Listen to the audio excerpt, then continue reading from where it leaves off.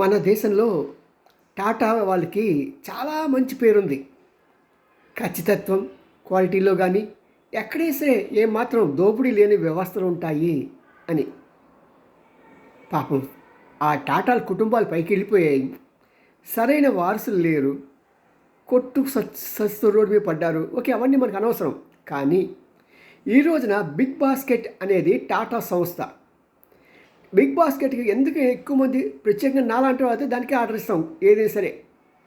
కారణం అంటే టాటా వాళ్ళ మీద ఉన్న ఇమేజ్ మనం కొనే ప్రోడక్ట్లో కొంత శాతం డెఫినెట్గా వాళ్ళు ఈ ఫిలాంథ్రపిక్ వీటికి ఖర్చు పెడతారు. మరి అలాంటి సమయంలో మన బిగ్ బాస్కెట్ వాళ్ళు ఏం చేస్తారో తెలుసా అండి? వాళ్ళు కనీసం రెండో ఎక్కం కూడా రాదు. రెండో ఎక్కం రాదా? భలేటోరండి అనకండి. 2 రెళ్ళు 2 ఒకట్ల 2 2 రెళ్ళు 4 2 3 6 2 4 8 అదే అంతేగా. కానీ బిగ్ బాస్కెట్లో ఒక కేజీ చికెన్ ఎంత తెలుసా అండి? 249. సమంజసమైంది. బయట దానికి దీనికి ఒక 20-30 రూపాయలు తేడా ఉంటే ఉండొచ్చు కాక.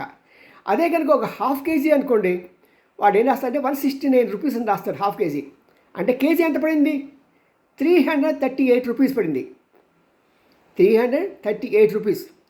అదే కనుక పావు కేజీ అడిగా అనుకోండి, 109 రూపీస్ పావు కేజీ. అంటే కేజీ వచ్చేప్పుడు 436. ఇదే దోపిడీ.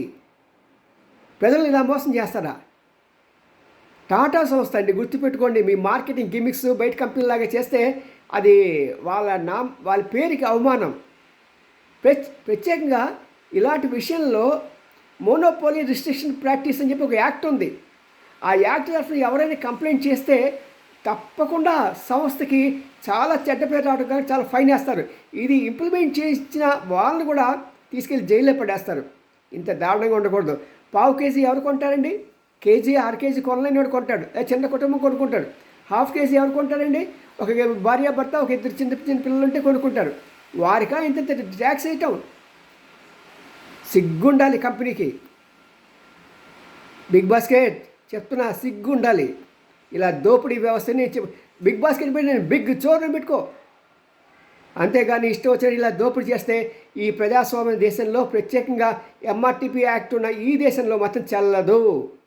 మరి ఎవరైతే దీన్ని ముందుకు తీసుకువెళ్ళి నడిపించాలని నేను అందరినీ కోరుతున్నాను. ఈ దోపిడీని అరికట్టండి. ఇలా అరికట్టి చూసి ఉండకపోతే రేపటి రోజున మనం ఏ సెగ్మెంట్లో ఉంటామో, పావు కేజీ సెగ్మెంట్లో ఉంటామో, అర కేజీ సెగ్మెంట్లో ఉంటామో, అప్పుడు మనం ఇలాంటివి కొనాల్సి వస్తుంది. సీ యూ మీ అండ్ రామ్జీ, సీనియర్ జర్నలిస్ట్, గుడి గంట TV9. బాయ్.